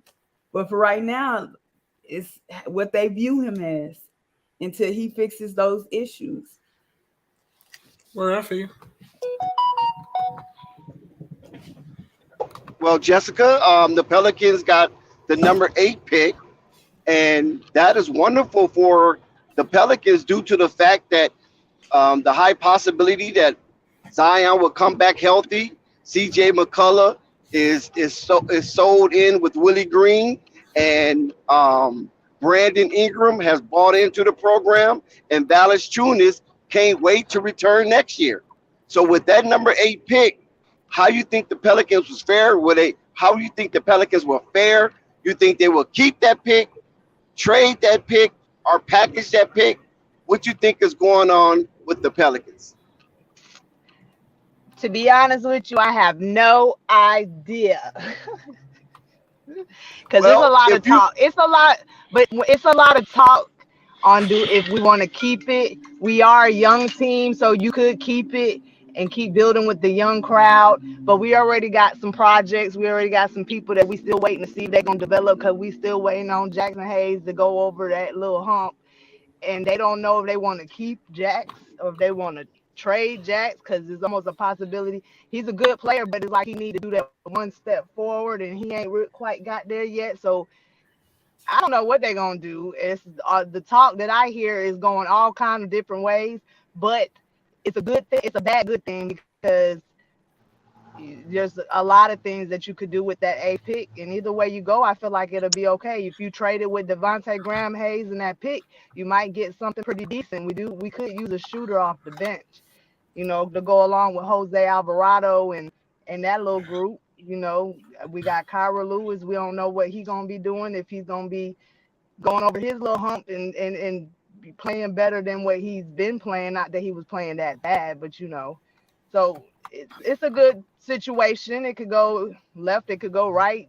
Left not meaning in a bad way. So I don't really know what they plan on doing. They have a lot of talk, and I have no idea. I'm glad I don't get paid to make that decision.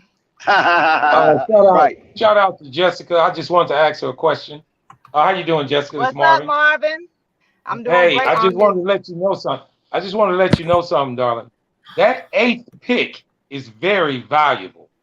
And if you can use that 8th pick to package some of the players that you just said, you're going to get more than a bench player, baby. You're going to get a whole lot more than a bench player. But see, but that's good. But the reason why I say a bench player is because we pretty much got our top 5 guys. You know, you're not gonna remove nobody from that top 5, is it? You ain't gonna get rid of Zion. You ain't gonna remove Bi. You're not gonna remove CJ and Valanciunas and Herb Jones. I mean, he the best defensive player out of all of those guys I just named. So you got to keep some defense with that top 5. So you're really not gonna change any of those positions. Let me just throw you a scenario. And you mentioned Herb Jones. I know he's good. He's young. But with that pick, unless you get somebody that can shoot better and play better defense than Herb, that's what I'm trying to understand. Yeah, Would you take? You could put Herb on the bench. Yes, because if you get a Chris Paul, Paul George or somebody of that caliber, he would be perfect coming off the bench and getting that second team. And you're right. Yes. Right. But do you want? I mean, listen? You got the number 8 pick. The number 8 pick. But do you want to go? Valuable. Do you want to go with somebody of age, or do you want to stick with your younger crowd? Like, are we trying to build with the 20s? Are we trying to add another 30? Well, I'm gonna ask you: are you ready to win now, or you want to win down the road, or are you ready to win next year? I feel like. See, that's a good question. I don't know. I mean, everybody wants to win now, but you want to win now and you want to keep it going. See, I want to win today and I want to win tomorrow and I want to win the next day. You feel me? Right. In order to do that, I'm trying to have rings like MJ. You feel me? Not win one season and the next season you out second round. You feel me? So in order to do that, what do you got to do, Jessica? And you combine the players that you just mentioned, you're not putting your team in. You're not setting them back. You're not. That's what I'm saying. Either way it goes, right, and that's why I said either way it goes, whether you keep the pick or you trade the pick, you're not really in that bad of a situation. I feel like winning now, it would probably be better to trade that pick, but at 8, you could get someone that could grow with the young players that you have that could be for the future. So I don't think that our team is all the way there to, like, we might be 90 and not 100 to get that next season. So you might want to trade that pick to get 100, but then you never know. I don't, how the season play out. You might be all right. And get somewhere. That's just something I don't really. I was just gonna suggest. I would agree to get rid of the pick, but I wouldn't also, because the 8th pick is so valuable. I don't think like guys like Herb Jones should be talked about. Get rid of. I think Herb Jones is very productive in what he does, both sides of the ball. I think he played a time worth span of playing point guard a little bit. He has no problem playing whatever. He does his job. Guys like Herb Jones, Jose, I think those guys you keep, they're productive and they're gonna play hard. Right. Trey Murphy, you definitely keep. He's a shooter. He has a little aggressiveness to him, and especially when he's really, really hyped, man, he's gonna fight for y'all. I think that 8th pick, it being so valuable, I think you get rid of guys. Well, you start realizing they just ain't gonna fully fit. Like, give up Devontae Graham. You have guards. You have Jose Alvarado. You got McCollum. He got the guards in McCollum. You got Herb Jones playing point guard sometimes. So I would definitely throw in Devontae Graham with that 8th pick.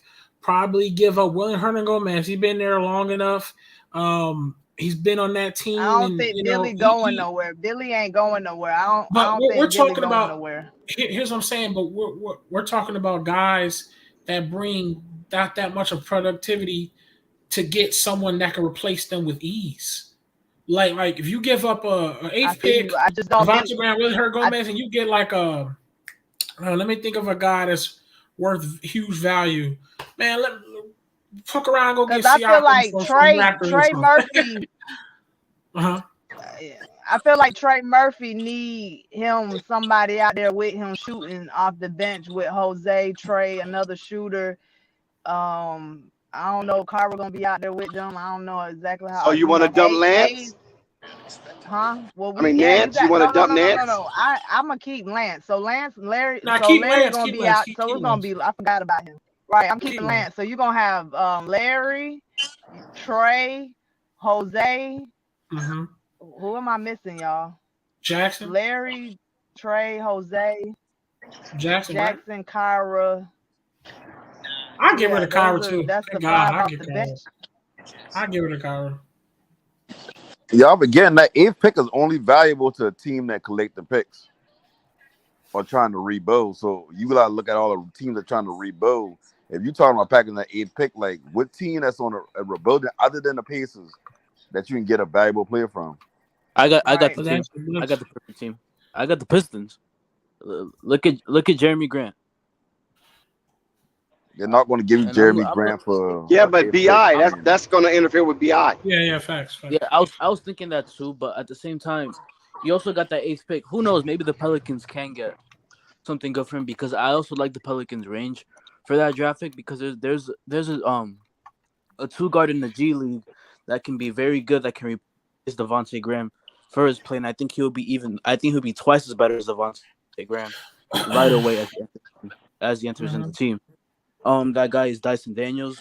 He's a point guard / shooting guard, and he basically gives you a triple double in the G League as he played in the G League Ignite team throughout the whole year, and he's a very, very good player, both offensively and. Here we go. Y'all could get Sabonis. Well, if they.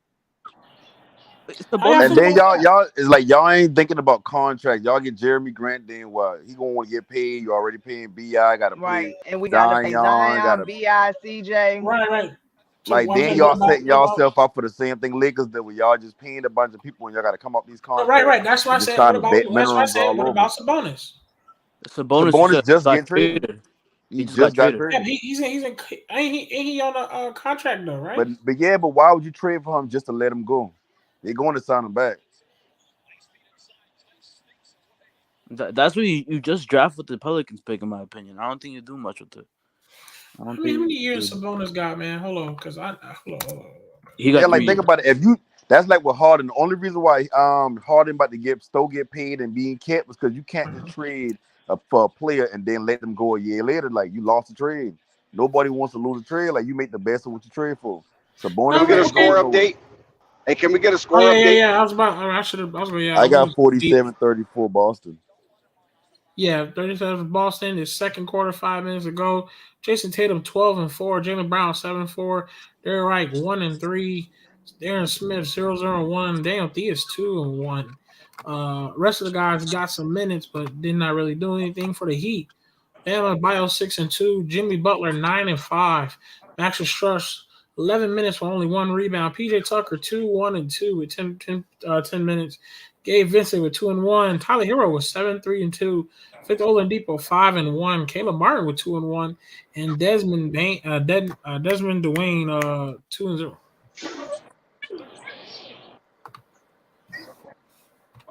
That's update with them.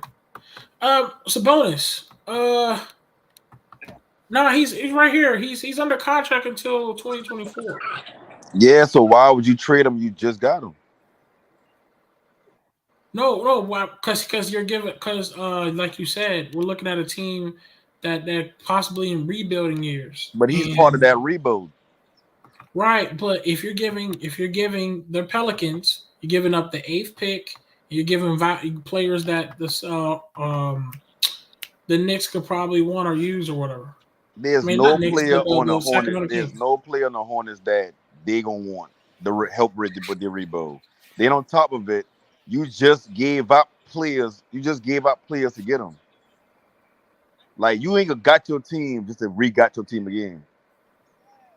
I mean, I'm also putting the 8th pick in front of the forefront. But there's no. Why are you trying to tell you about the 8th pick is not valuable? That 8th pick is not as 8th valuable. pick is always valuable. For them, it is valuable. This draft right here, solid. After the 3rd pick, it's a toss-up. There's only 3 known commodities in this draft that people feel comfortable taking 1, 2, and 3. Everybody else is it's a toss-up, but the first 10 picks has some type of value. That's all we're saying, okay? The Pelicans has some type of value with the 8th pick to give up. But it's not enough value with the players that y'all naming. And I just got But Sabonis. also Pelicans have assets. No panic. Yeah, all we're saying And they is have young assets. right. No, Pelicans. We're just right. We're just saying Pelicans to get rid of that 8th pick. And 8th pick What's is the worth something. who's Sabonis play for? the Kings. Play for the Kings right now. You think the Kings gonna trade for them after that? Mind you, now the Kings ain't one of them teams where they don't got nothing. They got De'Aaron Fox over there, and they got assets. You think they're gonna trade away somebody they just get instead of using those same assets to go get somebody else to add to that? I mean, I don't know what the Kings are going to fully do, but I'm just going by what the Pelicans could try to do. Yeah, it wouldn't make no sense. It would make zero sense. I get on your point. Why would the Pelicans want Sabonis when they got Valanciunas? Because for one, Valanciunas is he doesn't stretches the floor like a Sabonis does. Yes, Valanciunas can hit a mid range, he can hit a 3 here and there. But Sabonis being there when Valanciunas comes off that court, it gives Zion a guy he can swing it to that can stretch the floor. And Sabonis is another decent height, whatever you could throw right next to Zion, and he is a valuable player you can add on to the Pelicans roster. And he's under contract. It's not like you're, signing him or anything. So now the most but you valuable. still got to pay him next year. No, but see, this is the key. It's 24. It's 24. Rave missing something. But Rave why missing saying something. his contract Rave is missing. Let me clarify. They pay him or not. And let me clarify. Rave is missing that Sabonis is an all-star and Valanciunas is not. So that's not going to fly. Yeah, and like I said, the 8th pick, who you getting that 8th that gonna make you feel good enough to be like, yeah, we trade Sabonis. Mind you, Sabonis' game is close enough to Joker's game. He don't play no regular. I'm a scratch 5-on-4. Like he can actually move the ball around and pass. He can play. Okay. It's just hard to do that when you're the next turner. I feel you. I'm just thinking of somebody they can use to give up for the 8th pick. I feel you. I get it. I understand. It's not. I mean, it ain't easy. It ain't hard. It's. It is what it is. Some trades work, some trades don't. I was just thinking maybe Sabonis. I was trying to think about these rebuilding teams. Like I said, look at the rebuilding teams. I was just looking at them. So, I'm trying to look at some of them right now. Maybe in the Knicks they can make a trade at home. Knicks might need that 8th pick. That's what I'm saying. Maybe the Knicks, because the Knicks pick was horrible. Let me see the roster on the Knicks. Maybe the Pelicans could use. Let me see. Who they gonna dump? Cam Reddish. Let me find out. The Knicks have a lot of people. Here. Hey, Jess, do you mind Julius Randle? You mind Julius Randle coming back? You feel me? He wouldn't work next to Zion. It's gonna take more than the 8th pick. Like he wouldn't even work next to Zion. Or BI. He's not going to work next to BI. They're pretty much Randle gonna come off the bench. That's too much money come off the bench. Hey, hold up. They can do Obi Toppin. Heck no, Obi Toppin ain't going nowhere. Obi Toppin ain't sure enough to have that much. I mean, value. the Knicks don't value him that much. Value. Listen, the Knicks don't value him that much. Yes, they do. That's not true. Yes, they do. That's not true, Ray. Yes, they do. They drafted not even 2 years corrected. ago. All good. Okay, I can be corrected. My bad. I guess they do. Let me see who the Knicks got. Damn, Alex Burke. They don't want that nigga. Fucking Alex Burke. But I mean, if Thibodeau stole their course, they value Alex Burke as well. I feel I'm trying to find out. I don't think the Knicks have anything for that 8th pick that you gotta start bringing up Pelicans names like want. Derrick Rose or somebody to be traded for. Nah, they don't need not for no 8th pick. Not for no 8th pick. No, if you get that 8th, listen, if you get that 8th pick and you package that with a couple of players and get Derrick Rose, that would be good coming up the bench. No, but you gotta understand. The Pelicans already got the people that they have. They got Alvarado. So you mean to tell me take Alvarado over Derrick Rose? No. Here's what I'm saying.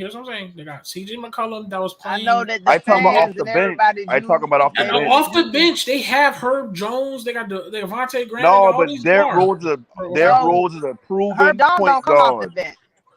I know he's that's if you want to. But that's if Derrick Rose want to go to the Bayou. From leaving New York to go to the Bayou, you might as well stay in New York and come off the bench. Yeah, but what I'm saying is, Look at Derrick Rose, how they stagger his minutes last year. You don't think he gonna go on a team that he feel like he can win, and then all he got to do is come off the bench, provide stability for the bench, and score? No, You don't but think he see, gonna want to do that? I wouldn't be. Panic. The only I reason wouldn't be surprised if Derrick Rose is in a real contender for next year. But Right. Pelicans Y'all loves legit a have real some contender. horrible Panic. Pelicans takes, Panic. Only yo. reason. Derrick Rose listen, might be in the Phoenix see, uniform. He might be in the Well, Phoenix y'all uniform. y'all got to look at it like this. If Zion decide to play next year, I promise you the Pelicans gonna be one of the top 4 to 6 seeds. They ain't gonna be no pushover next year. They got CJ McCollum. They can have a full year together. They're not about to be a pushover again. So y'all gotta stop Okay, looking at them like okay. they're a Bowden or they a project No, team. Like panic. they trying to win this year. So Derrick Rose No be panic, perfect. no Like team, Panic. no, Only no. reason I'm Wait, hold Ray, on, one listen, second. listen, And I just wanted to clarify something because somebody made a comment in the chat talking about projects and Section 8 and all that. And what I mean by a project is do you want to draft a person that they got to gain weight, they got to work on this, work on that. We already got a couple of players that I feel like they got to get in the gym more. They got to practice on this. That's what I mean about a project. You want something proven. Yeah, Like Giannis been a project when he that's first why we're gets talking about drafted. getting rid of the 8th pick and Panic. The only reason I'm disagreeing is this, because these But the if terms we that still we said. kept that 8th pick, Yeah, no, that's what I'm wondering. Hold Why on, do you guys? because he No, said wait Derrick one Rose. second, Ray, 1 second. Okay. And this is this isn't a question for you to answer right away. But why do you guys think they're in a rush to win all of a sudden? They're not. Who the Like, Okay, Pelicans? yes, Hold they're on, not. Rico. No, They're not trying to win right You think away. CJ McCullough is sitting there just want to be second tier? They don't. Hold on. Rico, I agree. Rico, the I conversation. agree with a lot, but they ain't trying to win right away. Not a championship. No, like y'all was just talking about trading for Paul George. They're not doing Oh that. no, I don't agree with that. I don't know who been saying that part. Rico, No, before you get, listen, you're getting Rave, confused. You're getting things confused. Rave. I'm not Rave. I've been sitting here quiet listening to you for an hour.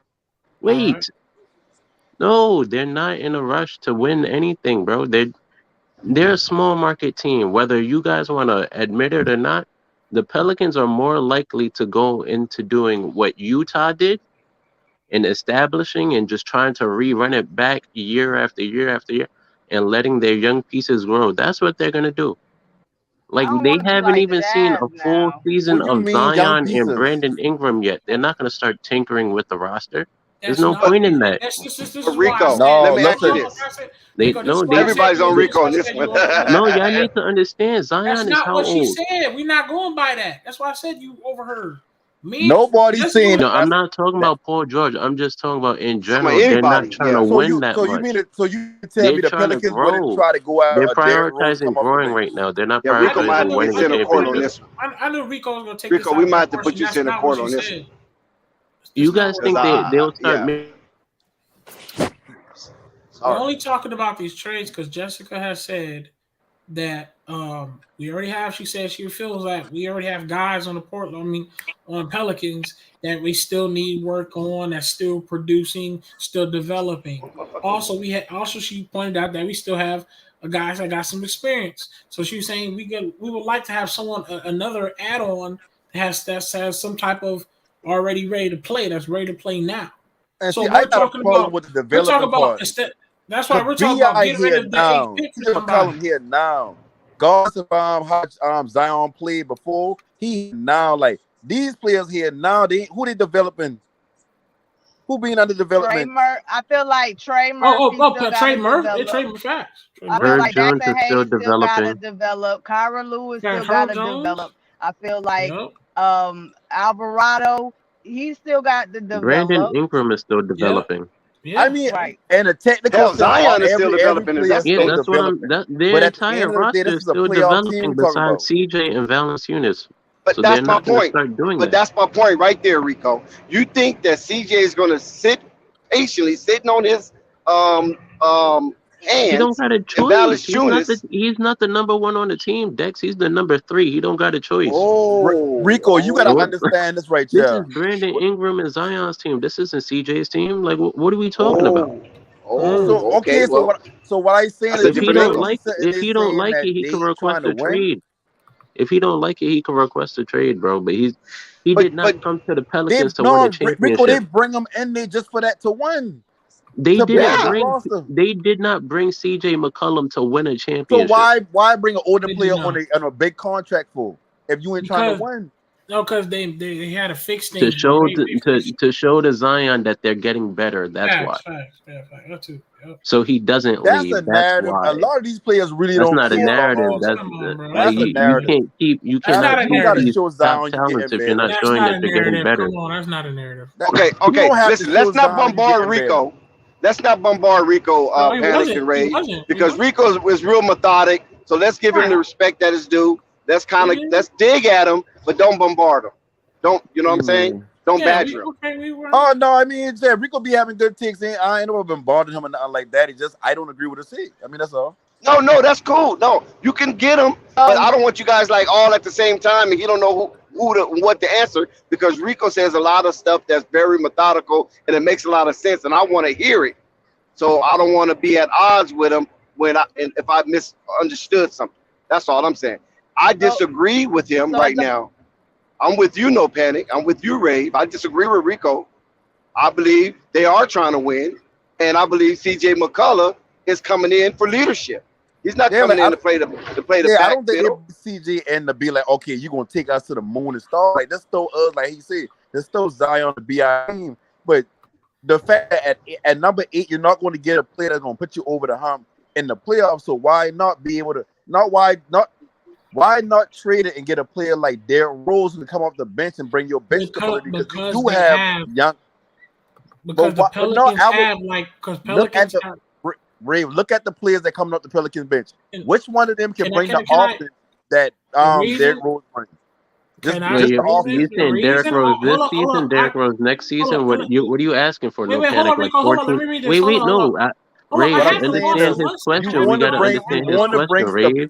I just asked you guys don't do him like that, and then you guys just go and do him like that. See, that's the disrespect I'm talking about right there. I'm just let trying him to answer. understand his question. We got plenty of time to bust Rico upside his head. Let him answer something. Let him commit to something. And when you disagree, then get at him. But don't make it trying to have no confusing. panic. Clarify his question. He's saying the Pelicans don't have nobody to replace or to do what Derrick Rose does. I'm asking Derrick Rose, are you talking about 14 points off the bench as a point guard? Is that what you're saying? They don't have that to replace? Listen, 14 points off the bench. On top of that, you bring leadership to the bench. Sometimes your bench can have as much players you want to that play good from time to time or whatnot, but at the end of the day, you need stability off the bench. Derrick Rose brings that to a bench, at least to a bench. I'm not saying start him and none of that. I ain't saying replace Devontae Graham. All I'm saying is exactly what you want Devontae Graham to be off the bench, because you wouldn't bring Devontae Graham in the start. I mean, initially that been the plan until you realize that ain't gonna work out. So why not bring somebody off the bench that you ain't got to worry about them being hot and cold from this game to this game? They actually got 2 to 3 moves they can put together to get a bucket if you need to, instead of your starters getting you a low lead, and then when BI come out or CJ come out, your scoring going down. You ain't got nobody that can consistently score. You got Alvarado who can play defense, but he's not a scorer. You got Herb Jones, but he start. So at the end of the day, who off your bench? Jackson Hayes is not an offensive player. So who you got off the bench that gonna give you points that you know you're gonna get? See, that's a good point. Pretty much Ray, what he's trying to say is they don't have a legitimate 6-man, which is actually true. The Pelicans don't have a legitimate 6-man. Right. So They run a team-oriented offense where that's how they get it. Let me know when I'm available. So what they were doing is they were taking out either BI or I think it was CJ out early, putting him on the bench so that he can come back out with the bench unit. Yeah, staggering the minutes. Yeah, stagger the minutes. Okay. So they were staggering minutes.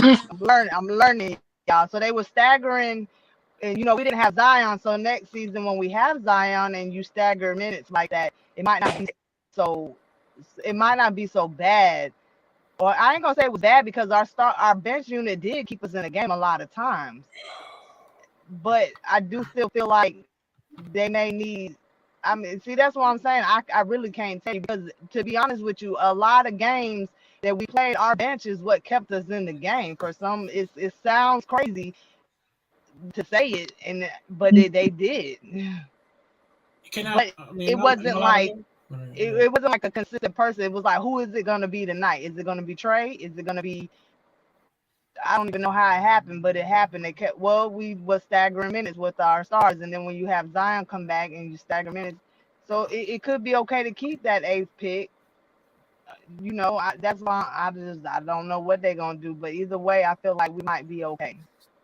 Okay, I disagree with the on Derrick Rose for only one reason and one real only. Not to get what he is Derrick Rose is a player that experience, and he's shown he can go off. I got that. The only reason I'm disagreeing is because Pelicans have a total of 6 point guards, and 5 of them is actual point guards, and one of them is not even a point guard, but he goes out there and can play point guard, and he's done it during that season. Herb Jones. And he's not a point guard, but he was a guy that went out there and played point guard. You got CJ McCollum, Jose Alvarado, Devontae Graham, Carl Lewis Jr., and Gerald Harper. And like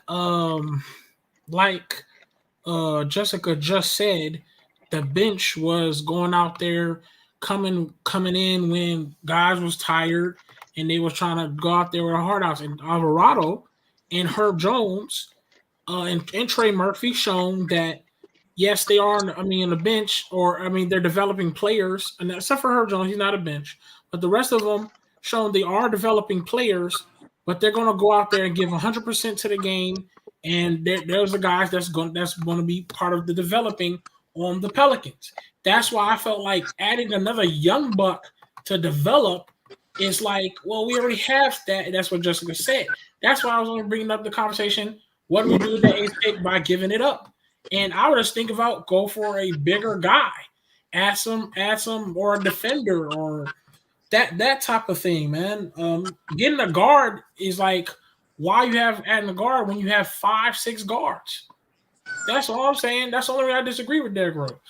I agree with that, Ray. But and I wanted Jessica, I think, asked this question yesterday as well, and I wanted to ask her, if we're gonna say like who they should trade, who they should go after, and what they should do with a draft pick, we should first say what the Pelicans need, or think of what the Pelicans think they need. Because as we've already said, they have a solid starting five. As Marvin always hints towards, a lot of teams do have a 4 or 5 year plan. So we got to think within the next. They made the playoffs this year, so within the next 5 years, What's what good, is their Rico? plan? Whatever, guy. But we got to think like, what is the next? What do they really need going forward? Like, yeah, you could trade him for Derrick Rose, but Derrick Rose is only going to be good for next season. You know what I mean? So you get rid of a number 8 pick for a 1 year rental for a guy who may or may not be healthy. You know what I mean? And even though Derrick Rose is a good piece, but see that's why I at say this point if he's a you second keep, round pick probably. and that's Go why I ahead, said Jessica. are you building, are you trying to win now, or are you trying to build for like, we have so many young players that I feel like maybe you keep your draft and you keep developing these young boys for the next couple of years and keep pushing them, like that. Because you do have your main starting fives. If that top 8 can get you somebody that can shoot a little bit off the bench and give you 14 points, you might be okay. But you might not find Derrick Rose is the only player that I've heard named that can go get his own basket.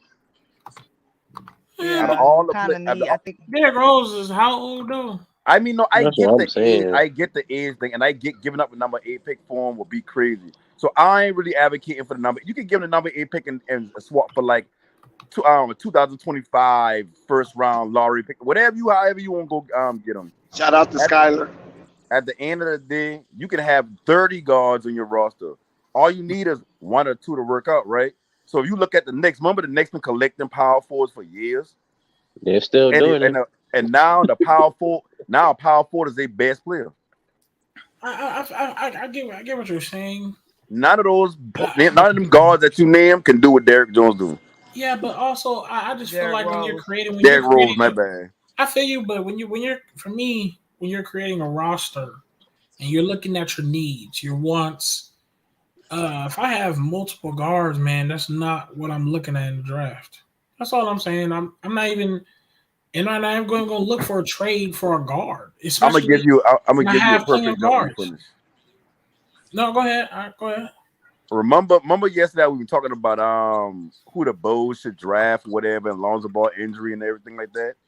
Now I now see like 3 or 4 reports come out about them looking for a point guard, or even somebody, a talking head, just talking about how they're gonna target a point guard because they don't know when it come to Lonzo Ball health whether he gonna be ready or this, that, and the third. So everything we were saying yesterday, you said the same thing yesterday about having a bunch of guards already.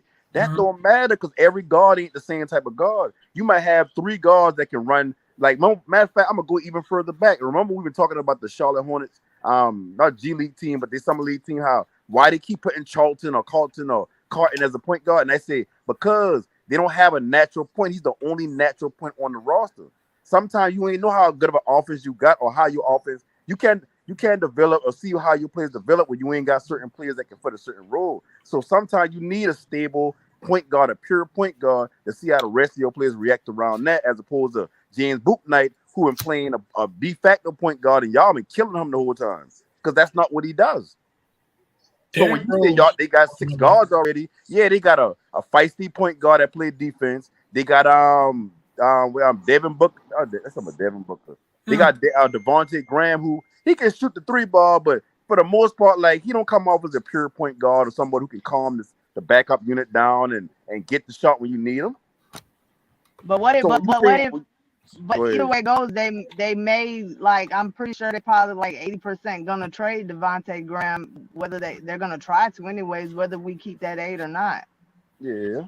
Man, you got guys. And when like, you making these trades, you don't think these teams gonna be asking for the 8th pick to go along with it? Man, they could go either way what they want, man. We in a win-win, man. And just like y'all say, we loaded on point guards. That's not. Oh wow, you agree? You agree with me, Sky? I appreciate that. No, I'm about to tell you that's not accurate because Harper was on a 2-way deal. He's not gonna be there. Right.